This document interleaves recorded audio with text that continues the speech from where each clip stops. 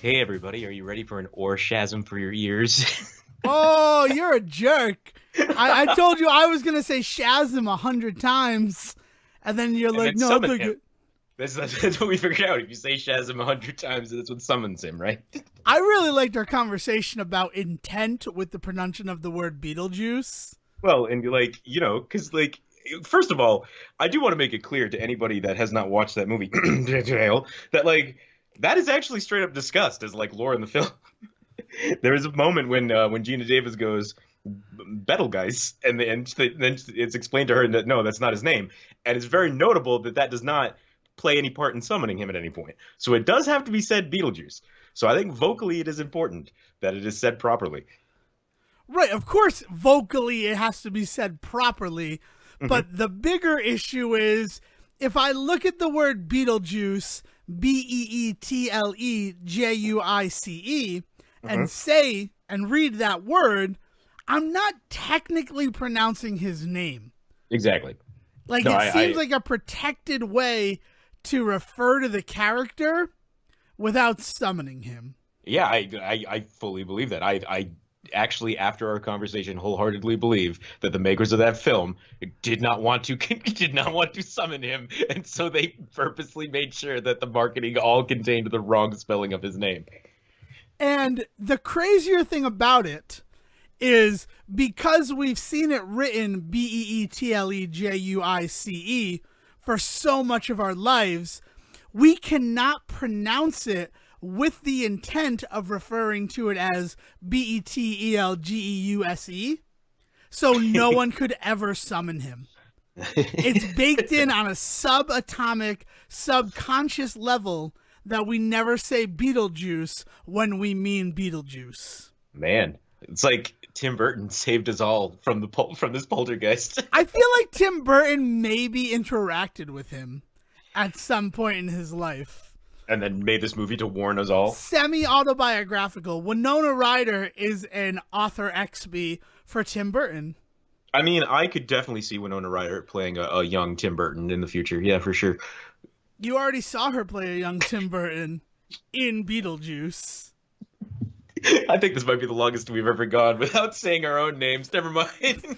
I know. I was like, Never at mind the this ghost point, with the it most. sort of became like, who's going to say our names first? Yeah. It Uh, became um, name chicken. well, and so let me break the game because I am Seaton Sarwick, and I do not want the folks to fear that I am still here. Do not worry, I'm here. And I am Sejin's host companion, Beetlejuice. Oh no, he did it! That's a terrible impression. I'm sorry. We do terrible impressions on this show all the time, but that is Hey, so. yo, I'm Beetlejuice. Yeah, Anyway. that is a good Beetlejuice impression. What Yeah, did you do? the problem was I've been sick. I listened to our last two episodes, and in 230, or A Secret Global Cabal, I was so on Novocaine, and you can like hear me having to deal with the extra saliva in my mouth because of it. Which wet mouth sounds are the best podcasting sounds you And could then possibly create. the next week, I apparently lost my voice a little bit from having the flu, and I was hoping that this week I'd be back to 100, but I can hear it in my headphones right now that I am not 100% Devon Decker sounds. I mean, and apart from me recording in a tin can like I do every week, I am also sitting here getting over a cold myself. So there may be a lot of weird moments where the mute button gets hit. Just keep I'm using it as a cough button, folks. I am doing this for your benefit. So if there's any weird moments where I'm not answering Devin, it's probably because I'm off having a sneezing fit. Though there we go. Thank you. And welcome to the Say Report, a show about everything. And this week, I'm not sure what we're talking about. I Well, I saw mean, a movie yeah, we got to and talk another about that. movie. No. I mean, like, there's one movie that we have to talk about because you guys have gone weirdly radio silent since seeing Shazam. What is going Shazam? on? You mean Yeah, Shazam? yeah. I mean Shazam. Sorry, don't want him to show up. God forbid. I know. I know. And we would definitely say it at least 100 times in this episode.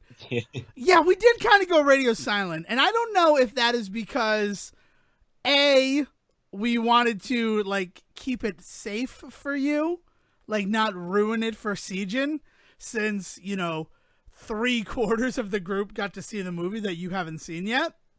Mm-hmm. Or the other weird thing is we kind of went radio silent on Shah Zam after we saw it.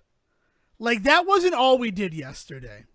Okay. And what a wonderful way to start this episode. We were able to see a 4:00 showing of Shah Zam.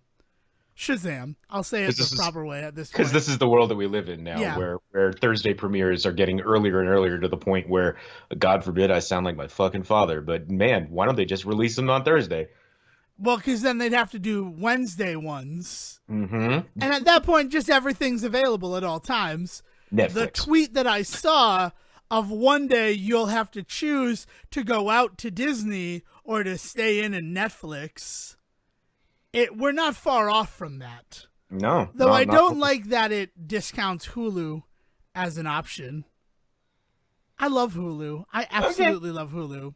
Look, as a possible future supporter of this show, I love Hulu too. Smart. That's very smart what you just did. But yeah, so 4:00 Shazam, I got super excited. And what made me more excited was it was the first time I got to see a movie in Cinema World with the other Sarowick. Hey. Because you and I have seen countless films at Cinema World together. Yeah. It was cool getting to see one with Zach. And we got there, and there were 3 people in line in front of us, and they went into Shazam as well. And it was like, oh my God, please don't take our seats. But they didn't. They didn't take our seats. Thank God. So we got them good seats, and we sat down and we watched Shazam. And after Shazam, we went to Shelter Bar, the arcade bar in like Oneyville. Nice. That I'm a big fan of. But little PSA, it's no longer free to play there. It's a quarter a game again. Oh, which was the reason I wasn't a fan of them to begin with. Yeah, I don't know if I've ever been in an arcade bar that didn't also have pay to play. That might be something. You know what it is? I've been in a couple of arcade bars that were pretty cool because what they did was that, like, with your first drink, they also gave you like 4 tokens. But there was definitely the ability to buy more tokens. But I'll be honest, when you go out with certain people to those places, you know, one game of Ninja Turtles is all they need, and then they feel like they've done it. So like that's always been enough for me. So yeah, it's pay to play at those places is a little bit of a bummer, but honestly, I think that is pretty much the norm. Right. Well, the first time, so here's the reason why it hit me at Shelter Bar. Shelter Bar was kickstarted before it could be a business. Oh. And their whole thing was Shelter Bar will be free to play. Yeah, that's a little shady then. So then I went there for the very first time like 3 years ago at this point. Mm-hmm. And it was a quarter a game. And I'm like, well, I'm here. I'll like, first of all, I don't carry cash. So I go to a place like that and it's like, unless you have the ability for me to get tokens on my debit card, mm-hmm. I'm not going to be doing anything here. Well, and that's just fucking smart nowadays. I mean, like we live in a cashless society nowadays. I mean, between debit cards and Venmo, like who out there is carrying paper money anymore? I think I got like $3 bills that I've had in my pocket for like for emergencies. You know, those $3 emergencies out there. Right. Exactly. So I went there that first time. I happened to have $1 on me, so I was able to play 4 games. But then the next time I went, it was all free to play. And it blew my mind because I thought that they had just like abandoned that. But then there was a guy there fixing machines, and I got into a conversation with him, and he's like, yeah, we had to charge in the beginning just to recoup some costs, but now I'm happy to announce Shelter Bar is free to play always. Awesome. And that's why I started going to Shelter Bar again, because you go there like 6:30 on a Thursday when they open. You're not having a problem getting parking in Oneyville because everybody's trying to get out of Oneyville at 6:30 on a Thursday. Exactly. And it was never super busy because a place like that isn't going to get busy on a Thursday night until after 9 o'clock. Yeah, it's not a college town. You don't have like thirsty Thursdays going on. Well, I mean, it's kind of a college town. Like it's Rick adjacent. It's Rick. I love you, Rick. They go some other places to drink. Let's put it that way. Well, I mean, I've heard plenty of stories about them walking from Rick to Oneyville to drink, like people our age. So I I think what I don't mean know. more than that is that Rick is a very tiny college in the world. Yeah, no, So, well, I understand. So then I would imagine that like that's why I think Shelter Bar is where it is to try to catch Rhode Island college students. yeah. Um, so yeah, so I went there 3 more times since that time I went and saw that it was free to play, and I had a great time. And because it was free to play, I had no problem ordering many cocktails. Yes. So like, and time just got away from me.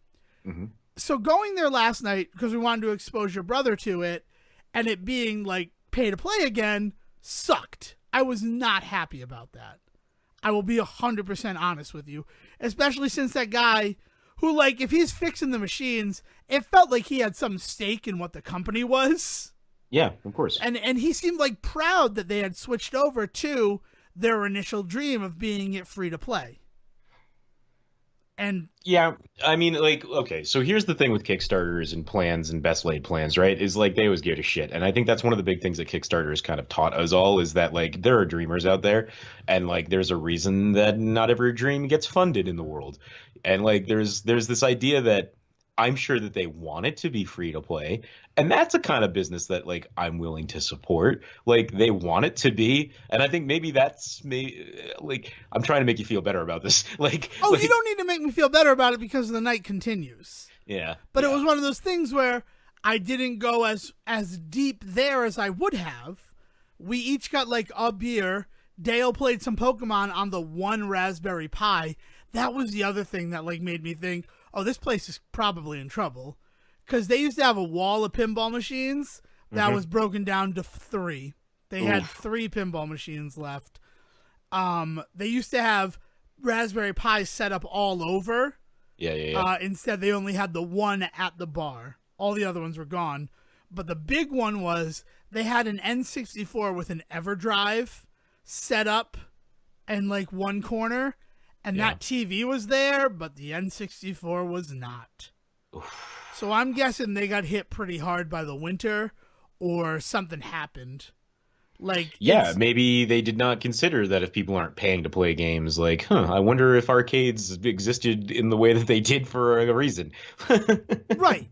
But I guess the point is that like it's offsetting the drink costs. They also don't charge a cover there, which is important. Like we'll get to why that's important later on in the story. So we each had a drink, then we went over to New York System and had some hot wieners, and then we got back in the car. You're and making we're me like, super jealous right now. oh, I'm sorry. That's totally the point of this episode, is to make you jealous of our Thursday night as we pub crawled through Providence, but in a car. Nice. So then we left, and it's like, well, there's that other arcade bar, Free Play. Why don't we go over there? And on the way over there, we stopped at Ogie's. Do you know what Ogie's is at all? No, what is an Ogie's? Ogie's is a trailer park bar, and that means exactly what I just said. Nothing. It means nothing. I am oddly jealous of your nothing. Well, like, we'll go there. Trust me, we'll go there when you come. Because the only reason we went last night is your brother had never been, which makes sense. He's been in New Mexico. And we're like, then we're stopping at Ogie's. And we turned in. It was early enough that it wasn't crazy busy in there. Because the reason why I'm down on Ogie's is every time I've gone, it's been wall-to-wall people, which does not match with the idea of a trailer park bar. Nice. And then because like it has a patio area that is all the backs of trailers. It's like trailers that were like had part of that they were cut in half and then were mounted. Excellent. So it's cool. Like it's like a trailer park courtyard kind of. And they do these amazing tater tots there. And I got a pina fucking colada. Like, let's just talk about it. That's awesome. So we stopped there, and then we went over to Free Play. Now, Free Play is bigger than Shelter Bar.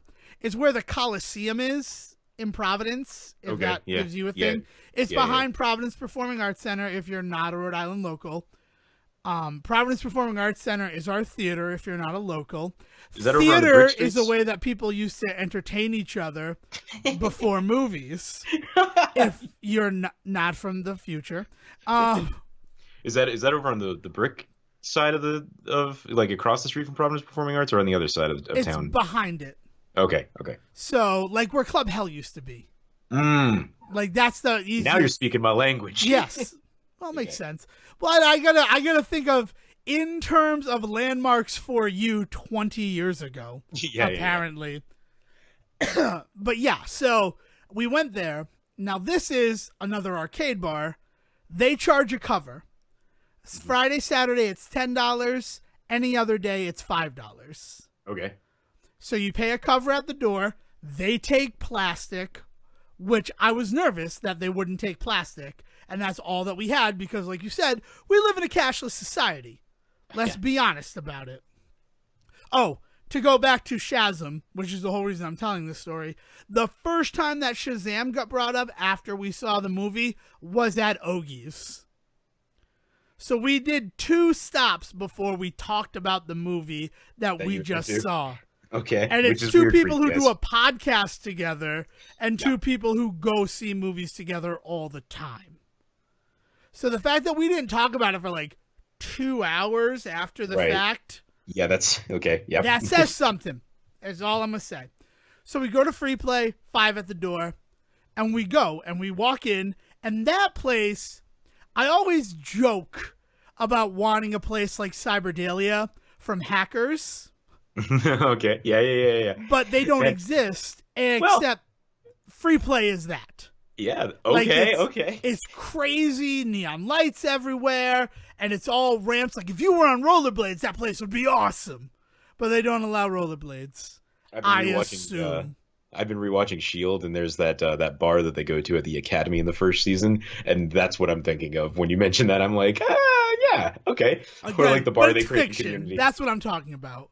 Like, it's a fictional bar realized in the real world. Mhm. Is the cool thing about Free Play. And that place is so big. Like, we got in there, and Dale and Zach zoomed to the bar. I wasn't drinking in case I needed someone sober to drive, right? I was responsible. Plus, I knew I was drinking tonight, so I wanted to save my ducats. Let's be Fair straight. point.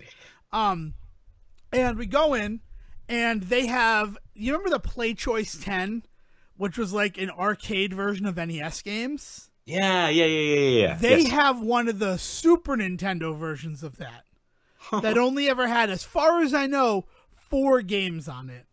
Okay. Super Tennis, F-Zero, Super Mario World, and Mario Kart. And I don't even know if Mario Kart was one of them. But like, I That sounds remember seeing it amazing. at a Pizza Hut. So while they're getting their drinks at the bar, I sit down and I'm like, I'm going to beat Super Mario World. Because it's fun to do that not at my house. So I beat Super Mario World on this, like, you look up a picture. We're going to post a picture on our Facebook of what the Super Nintendo Play Choice 10 looks like. It's not even called that. It has a different name. But it's so cool. And the monitor is beautiful. It's awesome. And right next to it was X-Men. So Zach and Dale find me, and then they jump on the X-Men machine. Okay. Because no one's on X-Men, let's do X-Men. That's weird that no one's on the X-Men machine, but okay, yeah. And it's not like a rinky-dink 4-player X-Men. It is the 6-player, double monitor, place for drinks in the center version that I like saw for some reason at my local arcade when I was a kid. And then I saw again and realized that that empty space in the center was for drinks at an arcade in Chicago. Yeah. At 7 years old. Oh man, yeah. Right? So they're playing that. I play Super Mario World. Then I jump in as Dazzler and we play through X-Men. And it's like, oh man, we should play Road Blaster. Because Road Blaster is one of those games that Dale and I fell in love with. And they have a Road Blaster cabinet. But I'm like, but before we do that, why don't we walk over to the other side of the building? And they're like, wait, there's more? Because you don't know that. The place is deceptively big. Nice. And you walk like through this and there's more games and it's all old school. They have a versus Castlevania machine. What? Yeah. Are you familiar with versus Super Mario Brothers? No. What? Okay. Oh, yes. Okay. Versus Super Mario Brothers. I was thinking Super Mario, like you mean like Super Nintendo Super Mario Brothers? No, I mean like Regular Super Mario Brothers, the Versus first Mario game for Brothers. NES. No, Okay. not the one where like you hit things from the bottom and then you kick them. Okay. They have one of those. That's just Mario Brothers. Right. And then what they did in 1986 was release an arcade version of the NES version of Super Mario Brothers that incorporated levels from the Lost Levels into it. Changed the warp zone pattern so that you could only go as far as World 6 using the regular warp zone stuff. Okay. And Mario and Luigi, you're each standing there, and like Mario plays and then Luigi plays, but there's a separate location for each of them. Oh, weird. And, Okay. And I've known about that for a long time. Like I played that when I was younger, and I've played at that fun spot. But what this place has is Castlevania, that same setup. So if two people play, one person goes when they die, the next person goes, and you challenge to see who can get further and who can get more points in a stand-up arcade cabinet.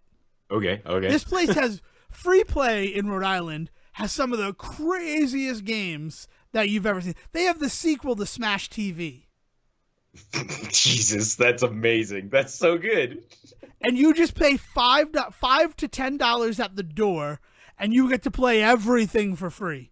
Now there's some limitations because of that. Road Blaster, the guns on the car don't work, which means you can't play Road Blaster. Yeah, that's because the whole point of Road Blaster is to shoot stuff and gain points that way.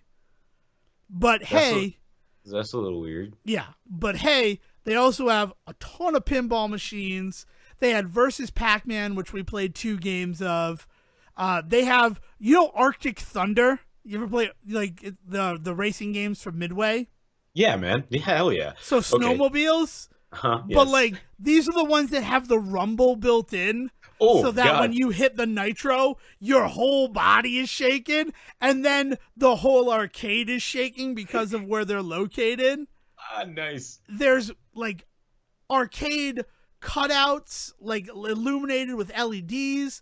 It's crazy. Like it's what I imagine the arcade scene was when arcades first opened. When arcades were big, yeah.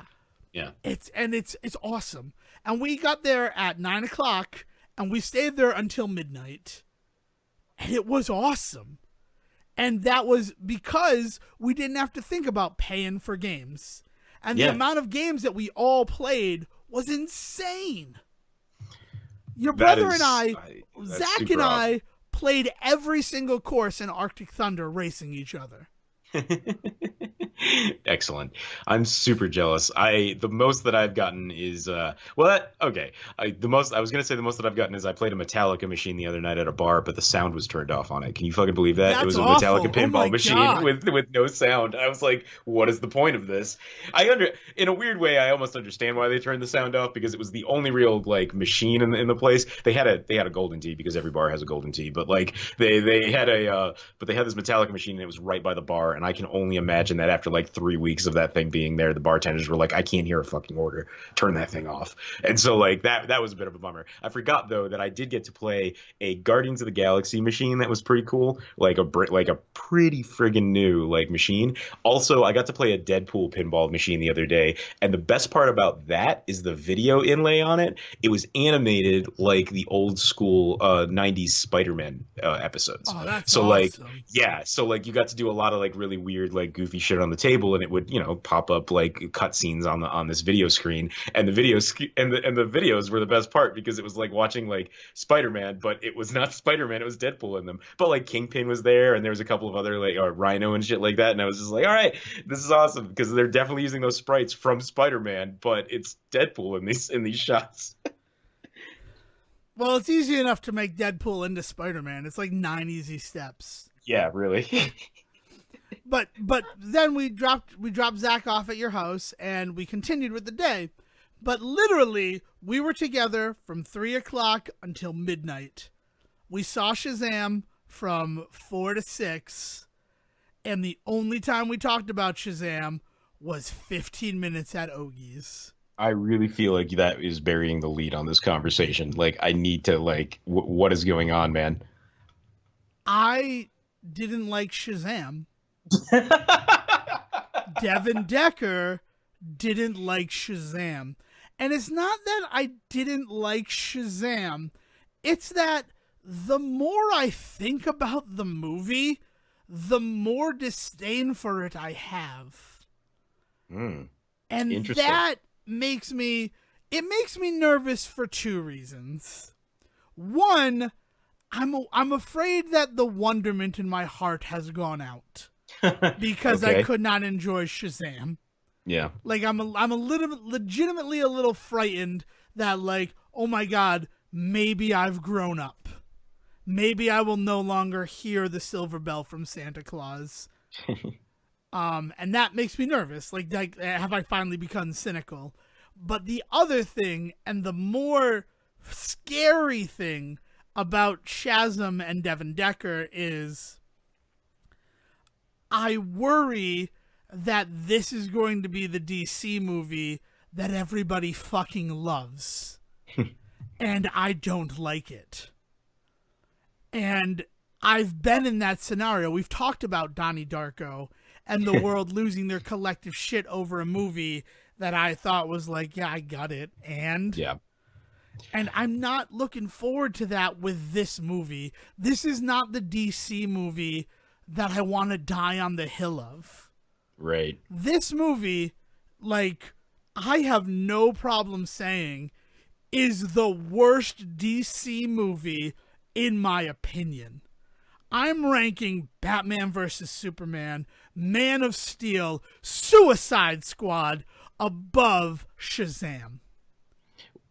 Look, man, in retrospect, like now that we know what has come after it, I actually look back on Suicide Squad kind of fondly in a weird way. Like not so much that I'm gonna go back and like take back anything I ever said about the movie. I stand by my initial feelings about how that movie is just kind of a mess. But at the same time, I said this when it came out. It is a highly enjoyable, watchable mess that I am excited for the sequel for, especially because things just keep getting weirder and weirder about it. Honestly, the more that they talk about things like just today, they finally announced that they're just not putting Deadshot in that movie. Like it was already kind of up in the air whether or not Harley Quinn was going to come back, and they've already officially said that they're just not bringing back. And there was a moment where they thought maybe we'll just replace Will Smith, but now apparently they're just straight up just writing the character out. And like, and so just like that is where I stand at this moment with everything that I have seen over the last few years with DC post Dark Knight Rises, like everything post Dark Knight Rises. Like we're talking about specifically everything that Snyder did, and I know Right. that like Nolan has come in from time to time to try and like guide things, but he has no interest in being that guy. So like I'm sure that he has not had nearly as much involvement as everybody kind of hoped he would. So like I, this is the universe, and I think that Suicide Squad might stand as kind of the only one that kind of worked. You know, Right. Wonder Woman being the only exception to that. But the thing is that Wonder Woman at this point feels like it's not part of the DC universe. Like it is so far removed from everything else that has happened. You can watch Wonder Woman and never see a lick of anything else. You're not wrong. Right. You're not wrong at all. And it's not just because it's a period piece. No, no. Yeah, It it's like tonally it feels different. Artistically, it is completely stands out. Like there's nothing that connects Wonder Woman to the rest of this universe. And like in a weird way, I feel like that's what they're trying to do now. Is they're realizing that maybe the DC is realizing maybe they'll have more success. You know, not trying to build a universe like Marvel has done, but instead to do their own thing. Surprise, surprise! Trying to do their own thing might actually be more successful for them. Like standing back and like letting these movies just kind of stand on their own. And hey, if things fall into place and they're able to get somebody to cameo once or twice, that's great. But like, it's not necessary. It's not needed. Marvel does it, and that's killer. But it's not something that's required for me. You know? which is why Shazam and the way I feel about it is so disappointing because it really did feel like this movie is supposed to stand on its own. This movie is supposed to be, it exists in the same world, sure, but the amount of references to what came before is null, right? Spoilers for Shazam, there's a fight in a toy store, and everybody that we've seen before is represented in some toy form. Okay. which is kind of weird, but also it lets you know, yes, they exist in this world, and yes, they've become what they would become if they really existed, but don't expect the Justice League to show up in this movie. Do you know what's that you know why that's doubly disappointing to find out? Because they've actually pulled that gag, that visual sight gag in the DC Arrowverse on TV. Like straight up, the first time that Oliver Queen meets his son William, he is playing with Green Arrow and Flash toys. And like it is very clearly based on what has gone on in that universe and this idea that they have gotten so big that they have become this thing that is beyond just the men, but they are also this mythos, right? And like it does it so well. And so like to see that DC has done that gag before, done it well to the point where it is like part of that universe is, I mean, there's this beautiful moment in Supergirl, in season one Supergirl, considerably the worst season of Supergirl, where she runs into a girl that is dressed like her, and it is beautiful. It is actually like a legitimately great moment when she sees this little girl that like being bullied, but she's wearing a Supergirl cape and she stands up for herself, and you're like, that is genuinely sweet and amazing and represents exactly what Kara would be in this world. So to see, so to find out that they've not only not done an original joke, but then on top of that, like flopped it, that's sad. Yeah. And so if this is them trying to do something independent of world building, fail. Yeah. Please see me after class. Yeah. It didn't work that way. And okay, so we all know what happened with Suicide Squad, right? We're not going to pretend that Suicide Squad was clearly a movie and then they cut in 45 minutes of music videos into the beginning to try to make it, I don't know, funny, lighter. Yeah. No, yeah. Lighter it was no is the secret. It was no secret at the time. They straight up did 45 minutes worth of reshoots in order to like make that movie straight up more consumable. Like it was just unwatchable apparently before that. And it wasn't that great to watch afterwards. Again, I like as much as I was holding it up like 10 minutes ago, like I stand by what I said. It's not a good movie. Right. But that's the thing. So then you come to Shazam, and again, spoilers, and I'm sorry to spoil it for you. I imagine you'll still see it. I don't want this to dissuade you or really anyone from seeing it. These are one man's opinions in a world where everybody has one. Yeah, well, let me put all those fears aside right now. Like we've talked about my feelings about the DC universe many times on this show, the DC movie universe many times on this show, and about how I am not a fan. Like I think at this point I am ready to say that I am not a fan of the DC movie universe. Things that they put out are already starting on a bad note with me, and then like they have to push in order to be successful with me personally as an audience member. So like don't feel like you're going to dissuade me in any way that I wasn't already feeling dissuaded. That's one of the reasons, because you are clearly not who these films are marketed towards by your own admission right now. That's why so badly I want you to see this movie, to see if what they've put up there is like, it feels like this movie wasn't for me. Yeah. I will, without shame, say that I am a fan of the DC universe. I really liked Man of Steel. Will, you know Will, and that wasn't for you. That was for the listener. Will and I, when Man of Steel came out, exchanged 45 like 2-minute voice memos on WhatsApp discussing that film. Like that's because that was just the way that we could do it. We had too much to say that it's like, it can't be written out, it needs to be spoken. And even with, I still have problems with Man of Steel. Things that like every time it comes up, I cite the fact it makes no fucking sense that Jonathan Kent would go to save that dog. Yeah. It makes no sense. That absolutely makes no sense. And completely fine with Superman killing Zod. Completely fine with it. I know that he's a Boy Scout now, but you know, a lot of people, before they take on a new path and a new way of doing things, have to get pushed to the edge to see how far they could go before they say, okay, I can never go back to that. I also had no problem with him killing Zod. Like his big thing is protecting the Earth, and like when something big enough that it's going to come along, that it's going to threaten the Earth in a way that Zod did, it made total sense for him in that moment. Especially because it's not like he did it with no thought.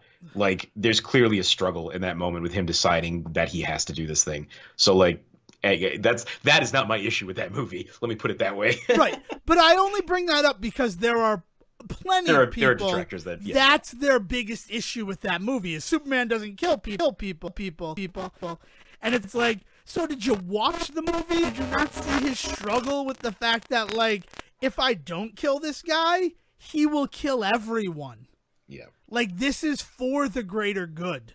Yeah. And it's one of those issues that I have with Batman in comics and his whole I don't kill people, because the Joker, they like celebrated when he killed his millionth person.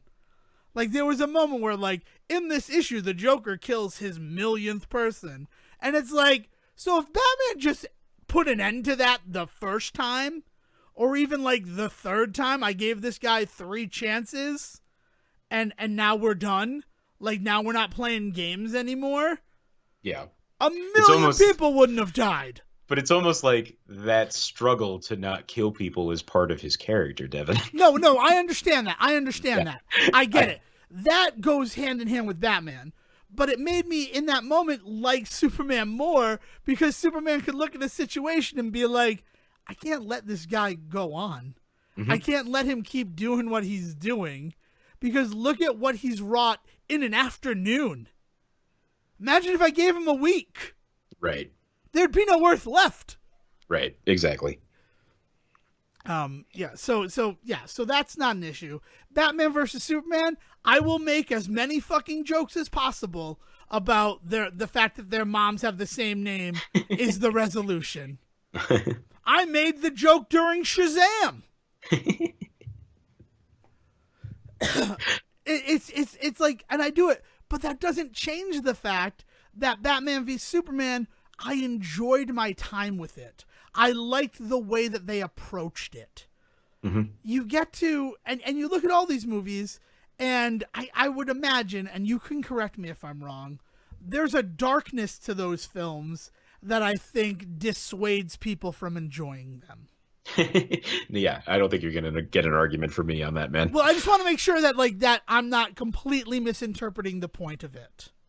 No. There is very much a darkness to the DC universe that has been the kind of sticking point for a lot of people out there. The reason that they have always talked about enjoying Marvel over DC has been that fact that they can have a good time when they go to a Marvel movie. It doesn't feel like a fucking morality play every time they go, you know? Right. Okay, so thank you for confirming that for me. Now, real spoilers for Shazam are about to start. So if you want to see the movie, it's only been out for a weekend at the time this episode drops. Stop listening. And Sejin, you've already told me that I have carte blanche, right? Mm-hmm. Yes. Go at it. Personally, I think the reason why the DC ones work for me is because of how dark they are.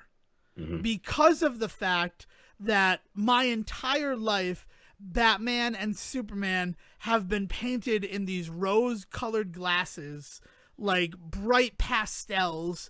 They're heroes. They can do no wrong. So to get to look at the shades of gray in those worlds really appeals to me.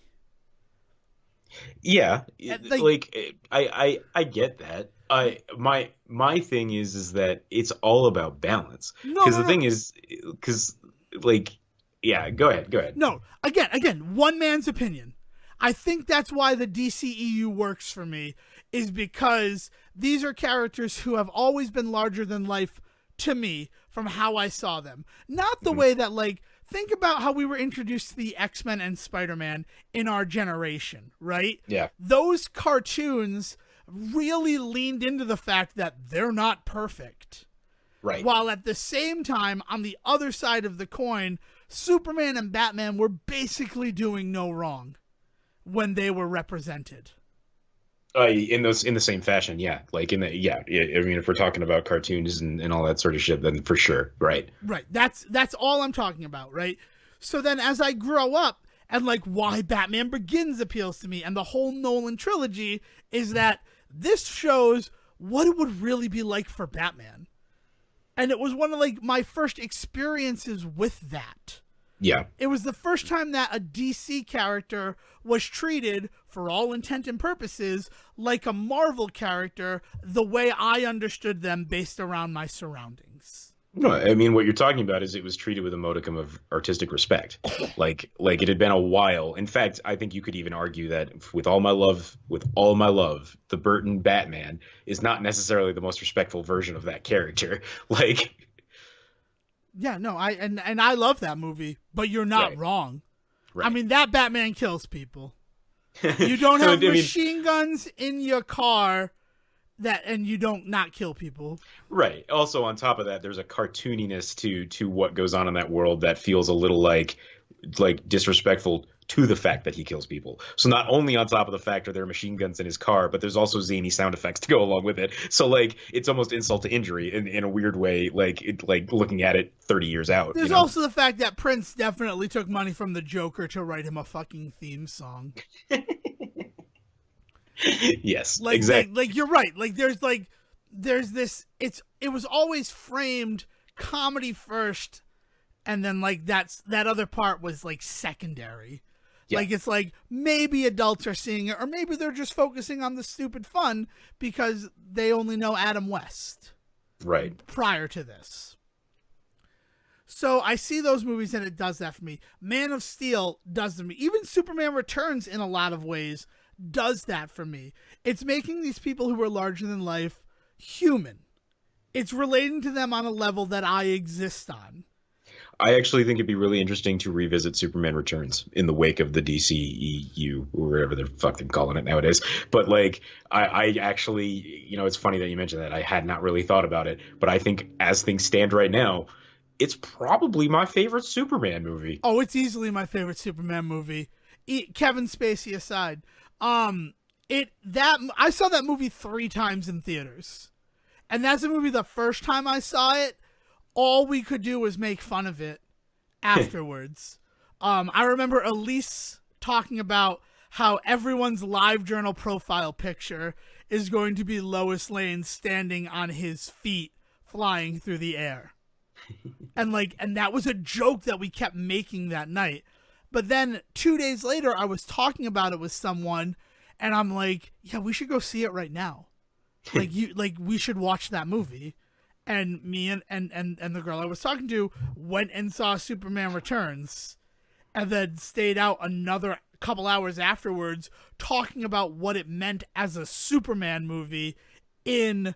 God, was that like 2006 that came out? 2006, 2007. Yeah, without looking it up at the moment. Yeah. Yeah. Yeah. Think about that movie. I mean, the fact that Superman had sex with Lois Lane and impregnated her and then left her with the kid. Yeah. It's pretty fucking wild. Like Superman Deadbeat Dad. That's Superman Returns, the movie. Right there. Yeah. God, I love that movie. I really do. I think that is...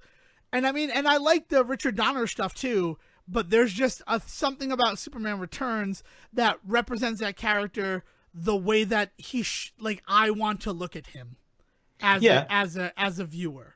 Yeah, I mean, I think Superman Returns for me wouldn't necessarily work as well as it does in retrospect without the Richard Donner films first giving me Superman became a deadbeat dad. You know what I mean? Because there's no denying that Superman Returns feels like it kind of is just straight up a sequel to Superman 4. Like it is kind of what happened after that. And it's even it's actually in the eyes of the makers a direct sequel to Superman 2.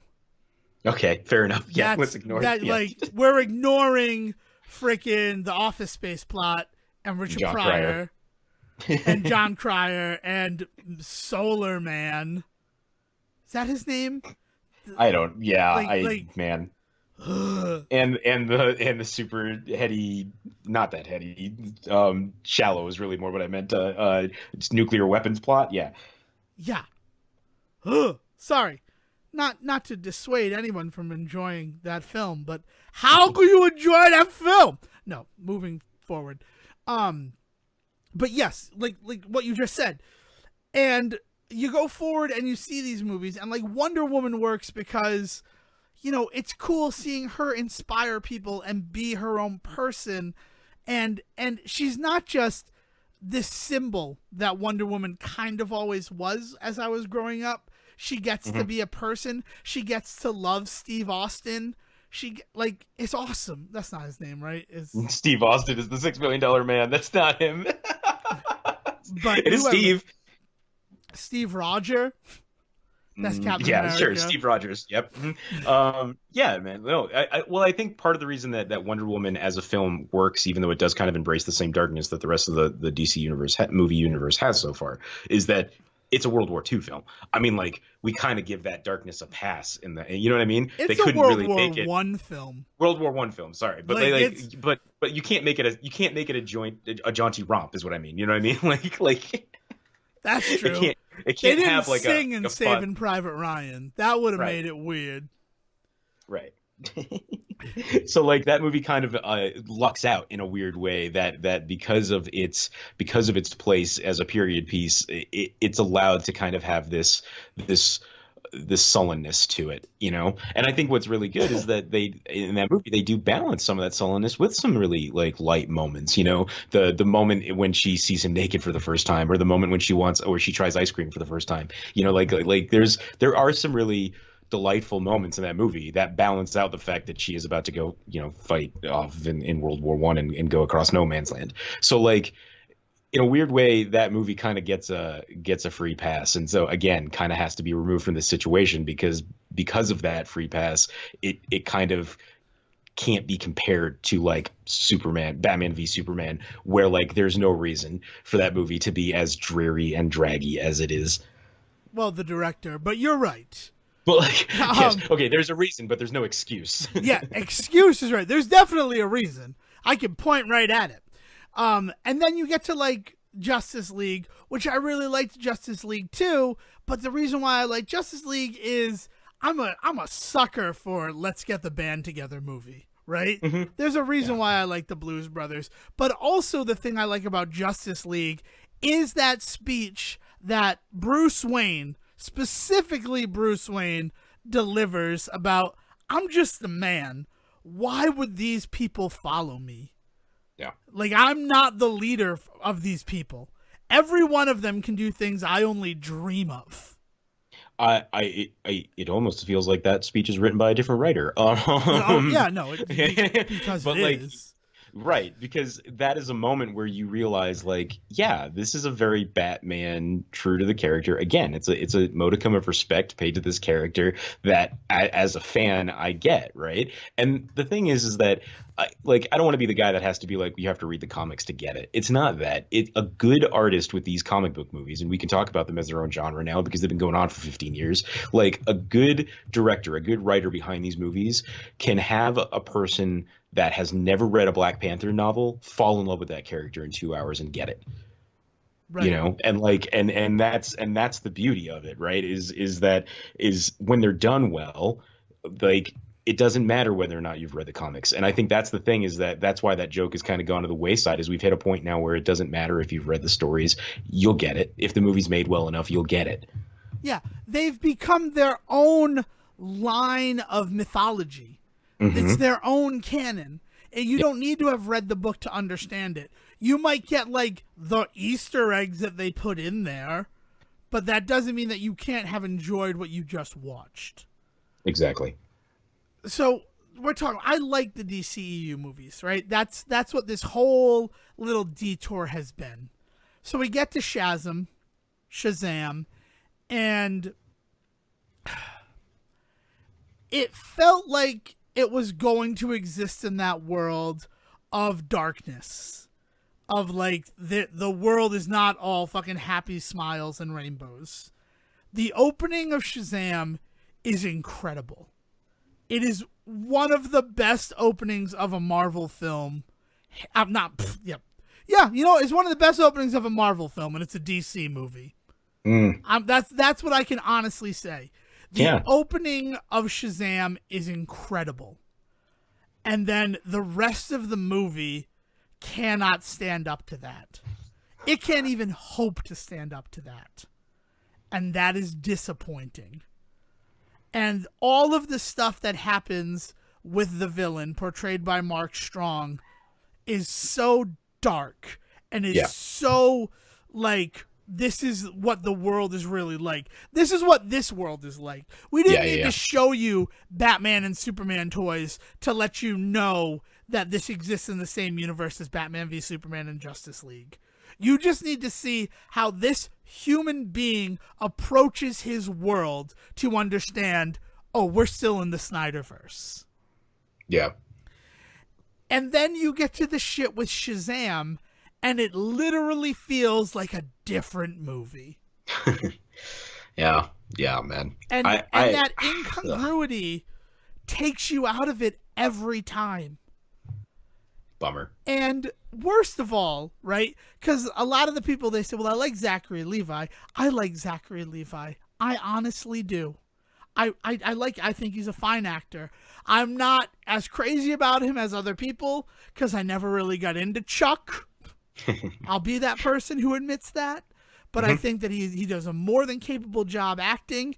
I love him as Flynn Rider in Tangled. I liked him stepping into the shoes in Thor the Dark World. Yeah. I don't have a Zachary Levi problem. I'm going to say that. I have a problem with Zachary Levi's performance. And the big issue of that is I do not believe that he is Billy Batson in an adult body.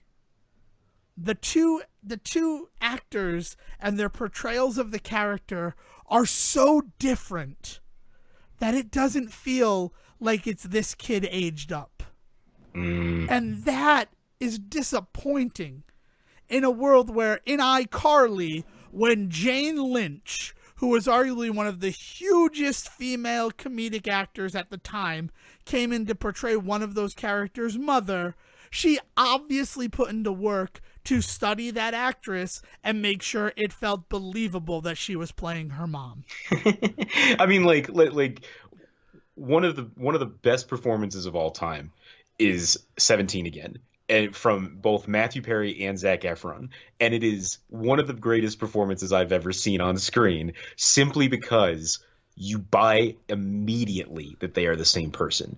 I don't know if it was Zac Efron working his fucking ass off to do a Matthew Perry impression, or if it was Matthew Perry like realizing what was going to happen for the rest of that movie and realizing like I need to tone something in a different particular way. It is beautiful though. The moment that Zac Efron starts talking, you're like, oh yeah, that's the same character. There's intonation that's amazing. There's facial movement. Yeah, there's facial movement. 17 Again.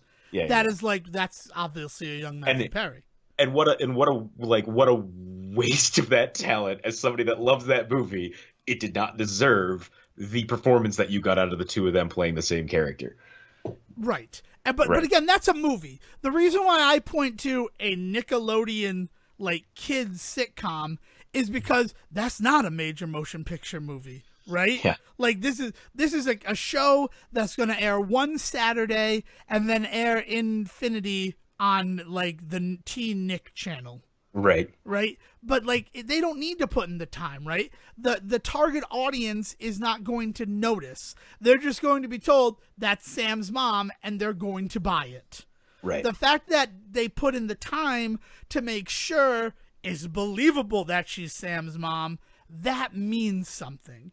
But then you come to a movie like Shazam, where arguably it's more important that the two people act like they're the same person. Well, especially because you're establishing that these are going to be characters that hopefully we will see more of in the future. Right. And it falls flat on its face. Oof. And it is disappointing. It is disappointing. And it is made worse. Here's the big spoiler for Shazam. Okay? If you've listened to all of this, like, I'm going to see the movie, Devon can't ruin it. Here's the big spoiler for Shazam. He is part of a foster family, and at the end of it, he is able to give the Shazam powers to his foster brothers and sisters. If you've ever read a Shazam book, a Captain Marvel book, you know that this is going to happen the second you're introduced to Mary. The second one of his foster sisters is named Mary. Nice. because Mary Batson also got Shazam powers. And even though her last name is not Batson in the movie, the second you meet someone named Mary who's related to him, you're like, oh, so she's going to get the Shazam powers, right? Just like in Venom, you knew that Michelle Williams was going to become She-Venom at some point. She was playing the character who became She-Venom in the books. Right. So so his whole family does, right? So you look at Dylan Grazer, Jack Dylan Grazer. I can't think of. He played Eddie in It. And okay. He's the kid with the crutch. Yep. He gets Shazam powers. And big spoilers right now. I'm sorry. The person who portrays his Shazammed counterpart is Adam Brody.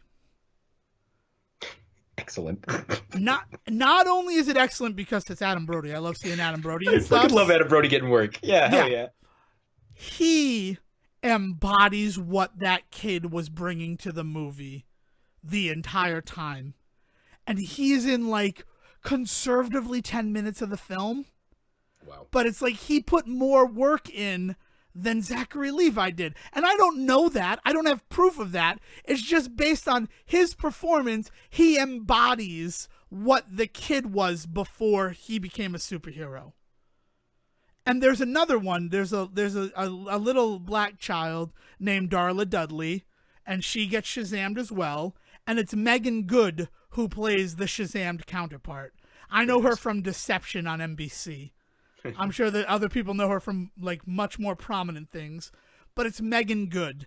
And Megan Good, again, embodies what this little 9-year-old was bringing to the table in that film. Yeah. And it's like, you guys are in this movie for like a freaking mouse fart. Blink and I miss you in this movie. And you guys it feels like you put more work into your portrayal of these characters than the guy who got top billing. And that just from like a technical standpoint is bothersome. Yeah.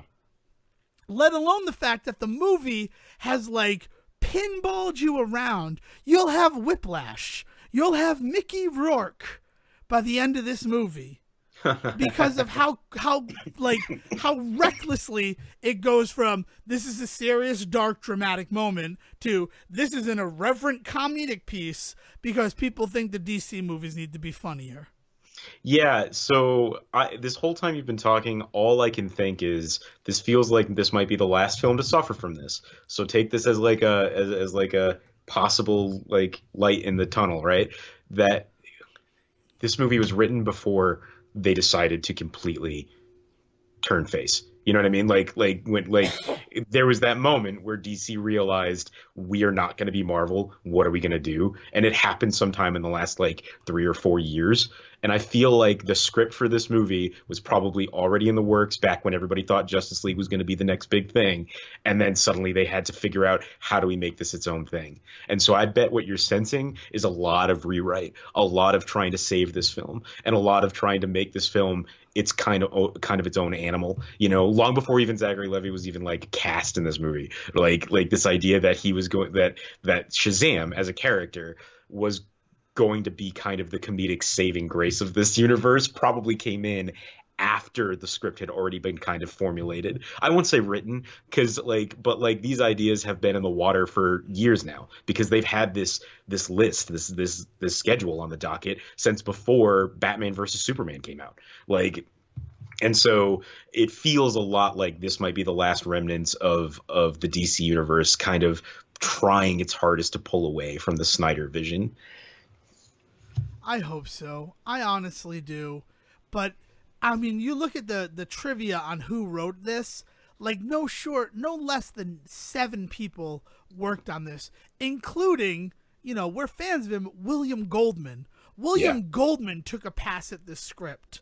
And I hear that and I'm like, there's definite stuff in this where like I feel that Princess Bride sort of thing where like this is scary but approachable by children.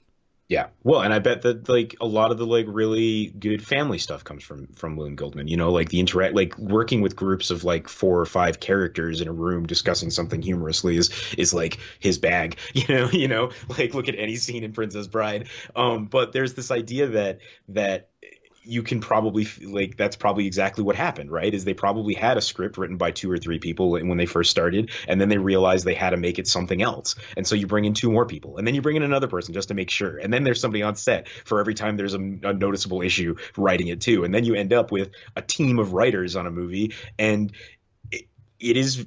I am hard pressed to think of a movie that I think the writing is amazing in, but couldn't tell you a writer that wrote it. You know what I mean? Like, oh no, I think the writing in this movie is amazing, and it was written by 12 people. That just doesn't happen for me personally. So, like, I get that. I totally get that.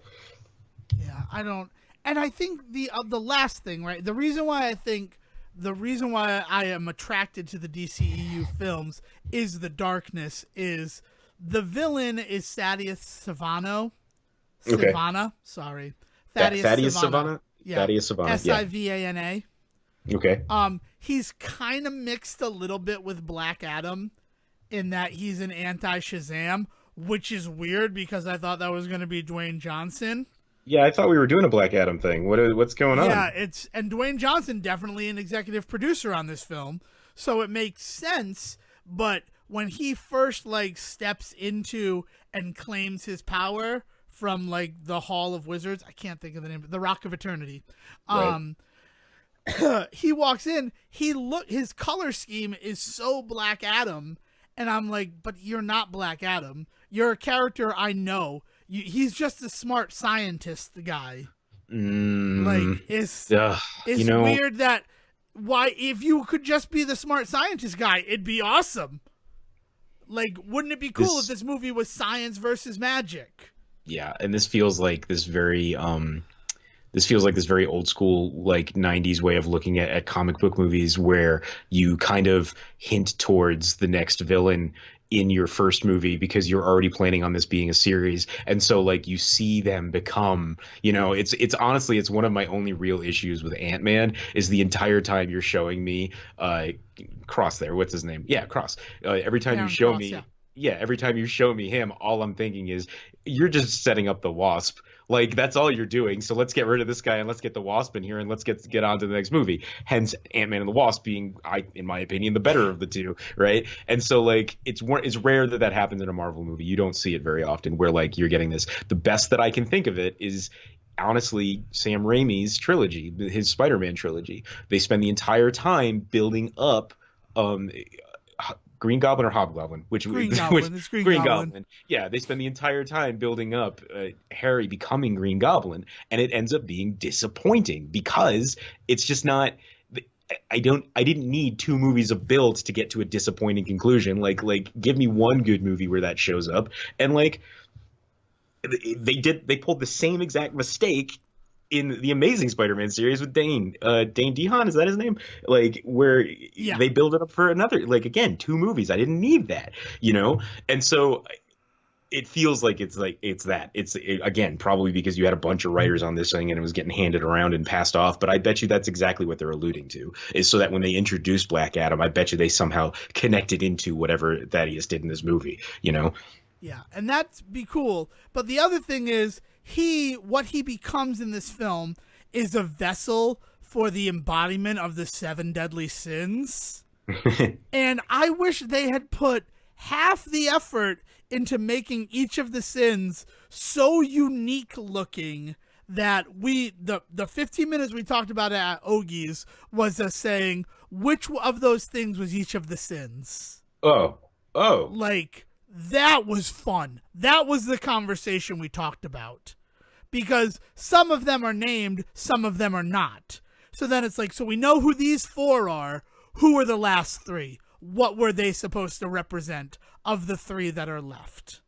yeah, but shouldn't you just be able to tell? Like, Oh, and you're able to tell. You're able to okay, tell. That's what I'm okay. saying. I'm saying that, like, it was not a discussion of, well, this guy could have been this or this. It was very clearly, well, the dude with the wings was Pride.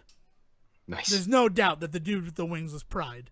And then even Zach was like, yeah, and that's alluded to in the text as well, that everybody wants to fly.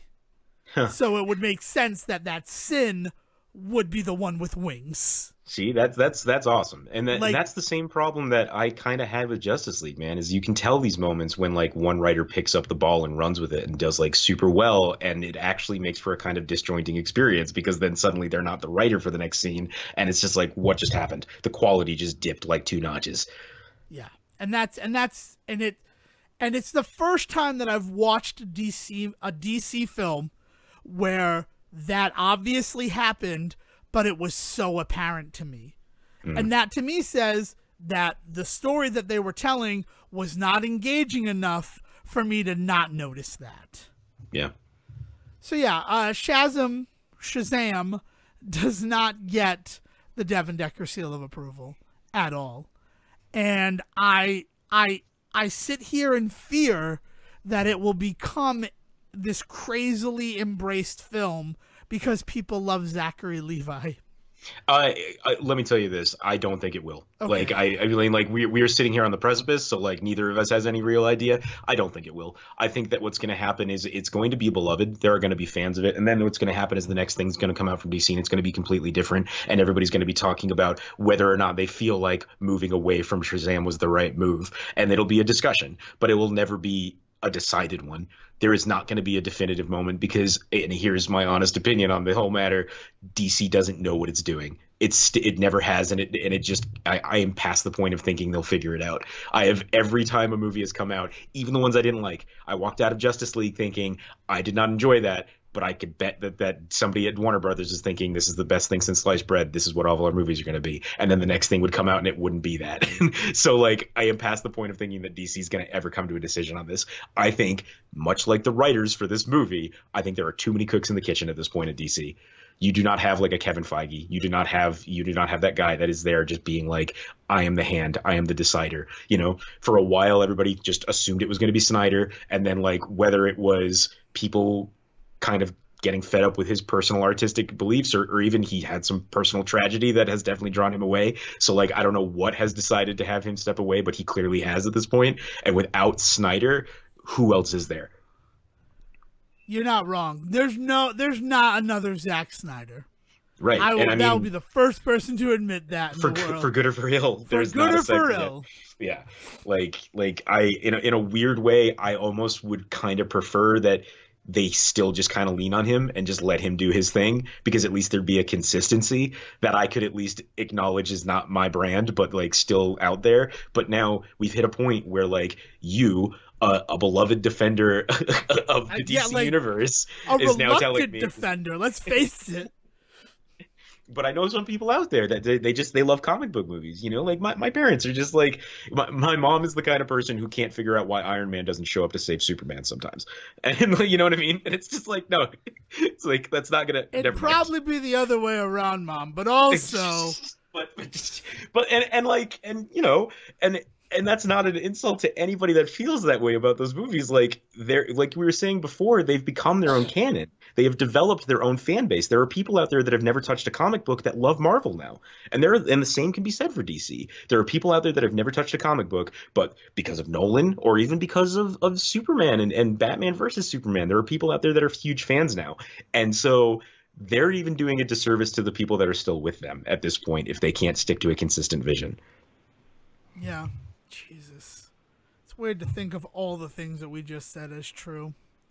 Yeah. Also, way to subtly bury the lead that you're excited about Joker, which we all said we were going to lie to you and say that we saw a trailer for it before Shazam.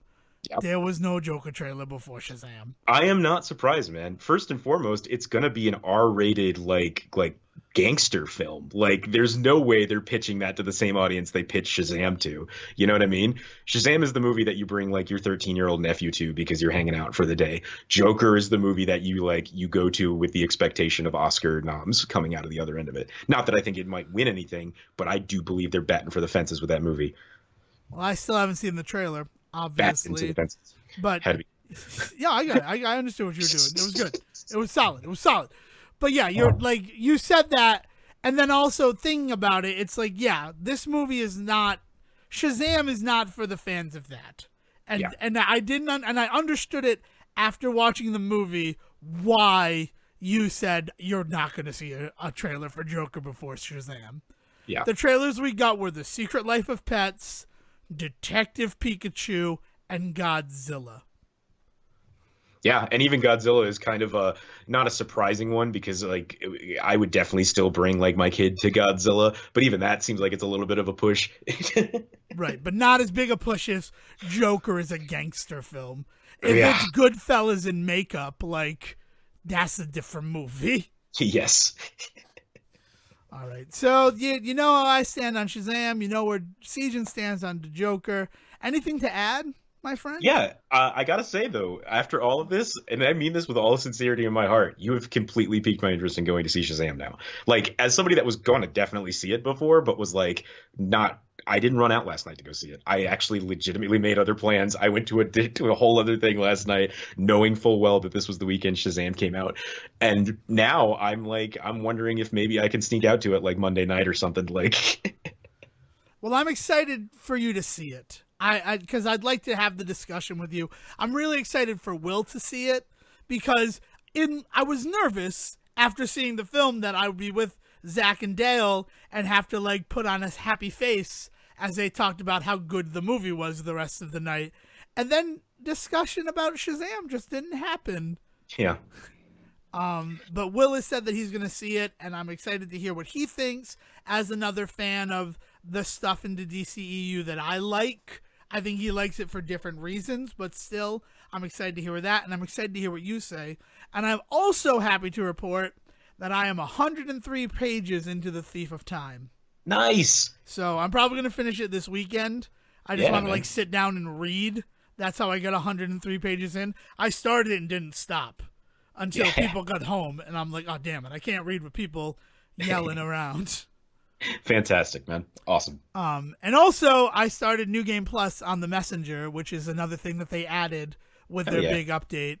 And oh my god, that game is so good in New Game Plus. That's awesome. That's very happy, Devon Decker, despite all the complaining about Shazam that just happened. Mm-hmm. All right. So if you want to talk to me about why I'm wrong and Shah Zam is the best movie ever, feel free to find me on Twitter at Devon D. Decker. And honestly, guys, like I'm already going to Shazam, so just tweet at me about your feelings about it, and we'll discuss. So I'm at Siege versus the World. All right. And so until next time, Will, with the wisdom of Solomon, the strength of Hercules, the stamina of Atlas, the power of Zeus, the courage of Achilles, and the speed of Mercury, bring us home. Thank you for listening to the Say Report with your host Devon Decker and Seaton Selwick.